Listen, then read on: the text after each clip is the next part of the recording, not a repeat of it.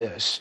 The Trump administration is interested in securing exclusive mineral deals with countries rich in rare earth minerals. We saw that obviously recently with Ukraine. Can you talk about the discussions for a deal with your country? Très bien, merci. Thank you very much. Good evening to you. We are looking for partnerships, and we have established partnerships with many other countries, and we think the United States of America, given its role and influence around the world, is an important partner to have. And we are very happy to see that with the Trump administration, things are moving a lot faster on both sides. Untapped deposits are worth an estimated $24 trillion. What would you need to happen to move forward with that relationship? We want to extract these minerals, but also process them, as this would create a lot of jobs. And we want a partnership that will provide lasting peace and stability for our countries, which we need. It's a dangerous place, the Congo. How would a U.S. company guarantee safety on the ground? We can build our defense and security capabilities, and I think that the U.S. is able to use either pressure or sanctions to make sure that armed groups who are in the DRC can be kept at bay. Mr. President, the United States has been concerned about China's influence in Africa, particularly in the DRC. How would you manage this relationship with Beijing while maintaining ties with the U.S. that you obviously want to expand?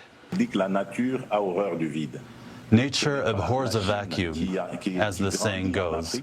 It's not that China is waxing in Africa. It's more that America is waning in Africa, and we would be very happy to have our American friends here who used to be more present than China in the 70s and 80s. How do you think a minerals deal, if it comes to fruition, would benefit Americans? Silicon Valley companies know exactly what I mean. And so I think this partnership will help these industries develop more and more innovative products. I want you to address, if you could, and talk about the fighting in eastern DRC, and how do you intend to resolve it? The DRC has a neighboring country called Rwanda, which about 30 years ago experienced a genocide. The international community at the time asked us to open our borders to receive droves of refugees who were fleeing the fighting and the massacres. And since then, unfortunately, this hellish situation that was in Rwanda at the time has seeped into the Democratic Republic of the Congo. That is why we insist on having sanctions. Last thing, Mr. President, it has been 50 years since one of the greatest sporting events involving U.S. athletes, the Rumble in the Jungle. It took place in your capital, Kinshasa. 1 billion people watched Muhammad Ali, expected to lose, defeat George Foreman in that fight. Can you talk about the legacy of that fight for your country and the United States? Yes, of course. We still remember. This event really galvanized the people and had everybody's attention. They were training here. And every time they went somewhere, people knew about it. So we really experienced a boom thanks to that, this historic fight that really put our country on the map. We really have a lot to give.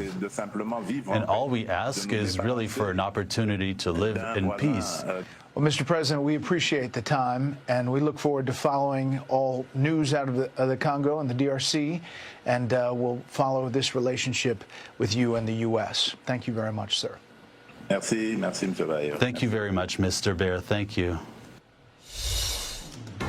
Up next, the panel on our latest Fox polls, also how the Trump administration plans to counter legal challenges to its immigration initiatives.